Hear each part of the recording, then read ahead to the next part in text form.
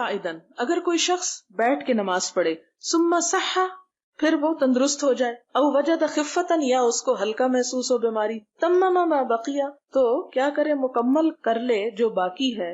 یعنی اس کے دونوں معنی نکلتے ہیں کہ بیٹھے ہی باقی پوری کر لے، کوئی نہیں اب بیٹھ گیا تو بیٹھ جائے. اور دوسرا معنی کیا ہے کہ اگر بیٹھ کے وہ سمجھتا ہے کہ نہیں اب اس میں ہمت آ گئی ہے کھڑے ہونے کی، تو وہ درمیان نماز میں بھی کھڑا ہو سکتا ہے. اس کی دلیل آگے آئے گی. وقال الحسن، حسن کہتے ہیں، ان شاء المریض، اگر چاہے مریض، صلی رکعتین قائما، کہ 2 رکعتیں کھڑے ہو کے پڑھ لے، ورکعتین قاعدا، اور 2 رکعتیں بیٹھ کے پڑھ لے. کیونکہ بعض اوقات یہ ہوتا ہے کہ آدھی نماز انسان، یا مثلاً آپ یوں کرتے ہیں کہ جو پہلی رکعت شروع کرتے ہیں اس میں تو آپ کھڑے ہونا آسان سمجھتے ہیں، کھڑے ہو کے پڑھ لیتے ہیں، لیکن سجدے سے اٹھ کے پھر کھڑے ہونا بعض بیماریوں میں مشکل ہوتا ہے. آرتھرائٹس کی پرابلم ہوتی ہے کئی لوگوں کو، اور بڑھاپے سے جوڑ چٹکنے لگتے ہیں، تو ایسی صورت میں ان کے لیے بعض اوقات نقصان دہ بھی ہوتا ہے، بوجھ نہیں اٹھا سکتے. ایسی صورت میں کیا ہے کہ مثلاً 1 رکعت اگر کھڑے ہو کے پڑھی ہے تو لازم نہیں کہ باقی 3 بھی کھڑے ہو کے پڑھے، باقی وہ بیٹھ کے بھی پڑھ سکتا ہے اگر اس کا عذر معقول ہے. یہ بھی ہو سکتا ہے کہ کوئی شخص اتنی ہمت رکھتا ہے کہ ایک کے بعد 2 دفعہ کھڑے ہو جائے مگر زیادہ نہیں کھڑا ہو سکتا، تو ایسی صورت میں 2 رکعتیں وہ کھڑے ہو کے پڑھ لے اور باقی بیٹھ کے پڑھ لے. یا اسی طرح اگر کوئی 2 بیٹھ کے پڑھ رہا تھا کہ اسے محسوس ہوا کہ اب میری درد ٹانگوں کی درست ہو گئی ہے، اب میں کھڑا ہو سکتا ہوں، تو اس میں کھڑا ہو جائے. حدثنا عبداللہ بن یوسف قال اخبرنا مالک عن ہشام بن عروۃ عن ابیہ عن عائشہ رضی اللہ عنہا ام المؤمنین انہا اخبرته انہا لم تر رسول اللہ صلی اللہ علیہ وسلم یصلی صلاۃ اللیل قاعدا قط. حضرت عائشہ کہتی ہیں کہ آپ صلی اللہ علیہ وسلم نے رات کے نفل کبھی بیٹھ کے نہیں پڑھے تھے. حتی اسنہ، یہاں تک کہ آپ بہت عمر رسیدہ ہو گئے، عمر زیادہ ہو گئی. فکان یقرأ قاعدا، تو پھر آپ بیٹھ کے بھی پڑھ لیتے تھے. حتی اذا اراد ان یرکع، جب ارادہ کرتے کہ رکوع کرے، قام، تو کھڑے ہو جاتے. فقرأ نحو من 30 آیتا، کھڑے ہو کے 30 آیتیں پڑھتے، او 40 آیتا، یا 40، ثم یرکع، پھر رکوع کر لیتے. اس سے ایک اور بات ہمیں پتہ چلی کہ ایک شخص مثال کے طور پر اس نے بیٹھ کے نماز شروع کی، مثلا 2 رکعت پڑھی، آپ نے سلام پھیرا، اب ہمت نہیں ہو رہی کہ آپ اٹھیں ابھی کیونکہ آپ پہلے ذرا لمبا قیام کر چکے ہیں، تو آپ اگلی نماز جو ہے وہ نفل بیٹھ کے نیت کر لیتے ہیں.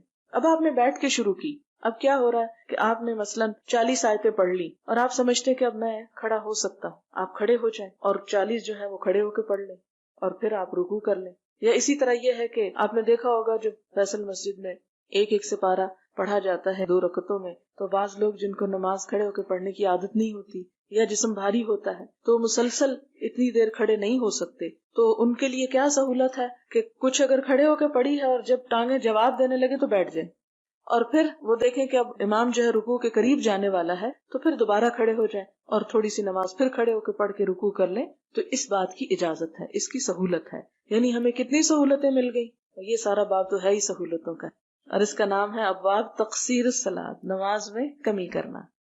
حدثنا عبداللہ بن یوسف قال اخبرنا مالک عن عبداللہ بن یزید وابی النضر مولا عمر بن عبید اللہ عن ابی سلمہ ابن عبد الرحمن عن عائشہ ام المؤمنین رضی اللہ عنہا ان رسول اللہ صلی اللہ علیہ وسلم کان یصلی جالسا، کہ نبی صلی اللہ علیہ وسلم بیٹھ کے نماز پڑھتے، فیقرأ وہو جالس، اور بیٹھے ہوئے ہی پڑھ رہے ہوتے. فاذا بقی من قراءتی نحو من 30 و 40 آیتا، جب آپ کی نماز میں سے 30 یا 40 آیتیں رہتی ہوتی، قاما، کھڑے ہو جاتے، فقرأہا، ان کو پڑھتے، وہو قائم، اور وہ کھڑے ہوتے، ثم رکع ثم سجدہ، پھر رکوع سجدہ کرتے، یفعل فی الرکعۃ الثانیۃ مثل ذلک، اور یہ دونوں رکعتوں میں کرتے تھے. دوسری رکعت میں بھی آپ ایسا ہی کر لیتے تھے. فاذا قضا صلاتہ، جب آپ اپنی نماز پوری کر چکتے، نظر، دیکھتے، فان کنت یقظہ، اگر میں جاگ رہی ہوتی، تحدث معی، تو مجھ سے بات چیت کر لیتے، وان کنت نائمۃ استجاع، اور دیکھتے کہ میں سوئی ہوئی ہوں تو آپ بھی لیٹ جاتے، یعنی جگاتے نہیں تھے.